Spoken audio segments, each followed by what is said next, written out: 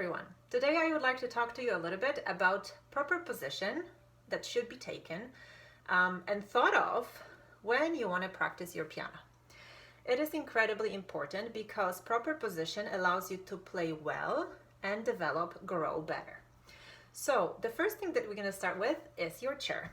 The thing that you're sitting on while playing piano, it is important that it has the right height, that you're not playing right below your jawline, or that you are not way too high above the keys.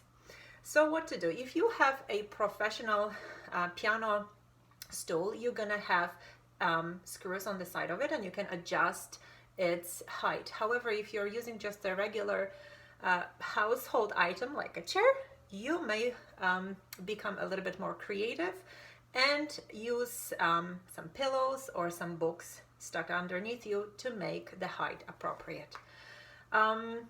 This is the first thing. Where to sit? We should not be sitting too close to the keys because that is restricting your movement. You also shouldn't sit too far away. So the good way to check where to sit is to stretch your hand as if you want to punch something, and if you are touching the base of the piano, just about to touch the base of the piano, that would be the right position to sit. So I often see students starting to play and they bring the chair closer and closer to the keys. That is not a good idea. Move chair a little bit farther back and sit on the front edge of the chair. Again, stretching your arm and measuring how far of a distance you should have in front of you. The second thing is what to actually do with your feet. I often see kids, they wiggle with their legs, they cross them, they sit with legs crossed. This is not good. Your feet have to be grounded on the floor properly.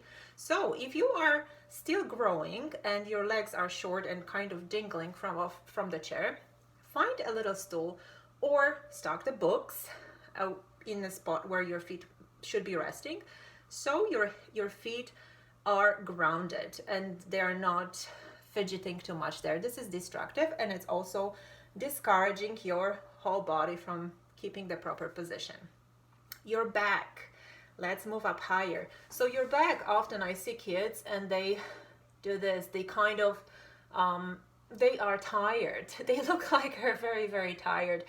Remember to keep your back nice and straight. Don't move forward.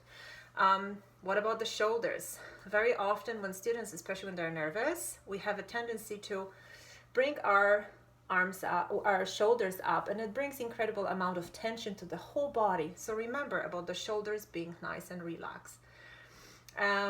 When we talk about our hand position here, you want it to be resting on the keys in a way that the wrist is nice and straight, leveled with your forearm. So you don't want to have kind of, lifted wrist, and you don't want it to sink like this, right? You need your fingers to be nice and round.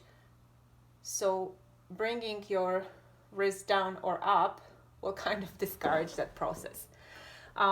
Those are the basic tips on how to sit properly. And believe me, you have to have freedom to move. You don't want to be restricted by sitting too close or too far.